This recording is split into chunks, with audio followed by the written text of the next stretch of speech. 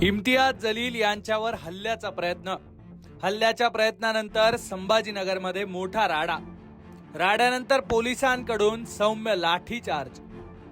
एमआयएमचे नेते आणि माजी खासदार इम्तियाज जलील यांच्यावर हल्ल्याचा प्रयत्न झालाय। छत्रपती संभाजीनगरमध्ये जलील यांच्या गाडीवर काही लोक हल्ला करत असल्याचे व्हिडिओ सुद्धा समोर आलेत। त्यानंतर पोलिसांनी कार्यकर्त्यांवर काहीसा लाठीचार्ज केलाय आणि या घटनेनंतर संभाजीनगरमध्ये वातावरण तापलंय।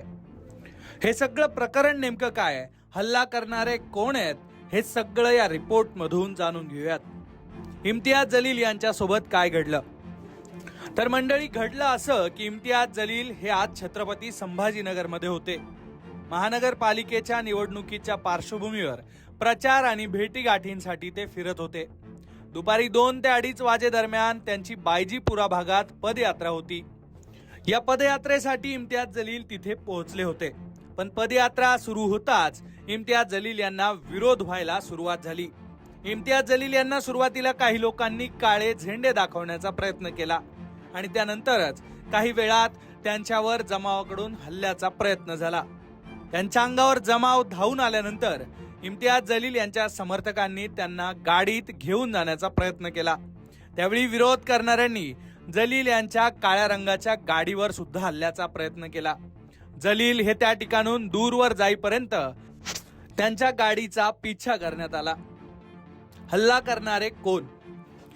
महापालिका निवडणुकीच्या पार्श्वभूमीवर एमआयएम पक्षाकडून तिकीट वाटप करण्यात आलं। या तिकीट वाटपानंतर अनेक जुने कार्यकर्ते नाराज झाले। तिकीट वाटपामध्ये इम्तियाज जलील यांची महत्वाची भूमिका होती, त्यामुळे जवळपास सगळ्याच नाराजांचा इम्तियाज जलील यांच्यावर राग होता। जलील यांच्या अनेक जवळच्या लोकांनीही त्यानंतर साथ सोडल्याचं पाहायला मिळालं। महापालिका निवडणुकीसाठी योग्य उमेदवारांना संधी न दिल्यानं त्यांना आम्ही काळे झेंडे दाखवत असल्याचं विरोध करणाऱ्या कार्यकर्त्यांनी म्हटलंय आणि याच रोषातून बायजीपुरा परिसरातल्या कार्यकर्त्यांनी त्यांच्यावर हल्ला केल्याची शक्यता आहे। त्यामुळे हा सगळा प्रकार पक्षातल्या अंतर्गत वादातून घडल्याची प्राथमिक माहिती आहे। एकूणच छत्रपती संभाजीनगरमध्ये आज हा धक्कादायक प्रकार घडला आणि त्यानंतर वातावरण तापलं। दोन्ही बाजूचे कार्यकर्ते आक्रमक झाले आणि त्यानंतर पोलिसांना गर्दी पांगवण्यासाठी सौम्य लाठीचार्जही करावा लागल्याची माहिती आहे। हा सगळा प्रकार घडल्यानंतर इम्तियाज जलील यांनी माध्यमांशी संवाद साधला आणि या सगळ्या प्रकरणात आता पोलीस काय भूमिका घेणार यावर आपलं लक्ष असल्याचं सांगितलंय। प्रभाग जे आहे तिथे त्यांचा परिवार इलेक्शन लढत आहे। ते स्वतः करीम कुरेशी नावाचा जे गुंड आहे, त्याचा भाऊ, त्याची बायको, त्यांचे हे सगळं परिवार तिथे लढत आहे आणि त्यांचं म्हणणं आहे की आमचा एरिया आहे, आमच्या एरियामध्ये येऊ नये करते। म्हणून हे सगळं जे हल्ले जे आहे ना, एक भीतीचं वातावरण निर्माण करायचं की आम्ही तिथे येऊन प्रचार करायचा नाही, पदयात्रा करायचं नाही। म्हणून अचानक जेव्हा पोलीस उपस्थित होती, 25-30 गुंड आले, त्यांच्या हातात काही हत्यारं होते, फायटर्स होते त्यांच्या हातात, आणि अचानक त्यांनी हल्ला चढवला।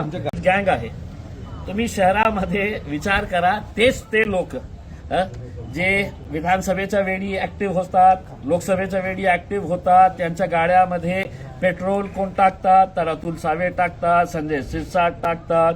आता पुन्हा तेच गँग जे आहे ते कॉर्पोरेशन इलेक्शन मध्ये पण उतरलेली आहे, त्यांना पेट्रोल मिळालेलं आहे। विशेष म्हणजे छत्रपती संभाजीनगरमध्ये आज इम्तियाज जलील यांच्या नेतृत्वात एमआयएमची सभा सुद्धा आहे।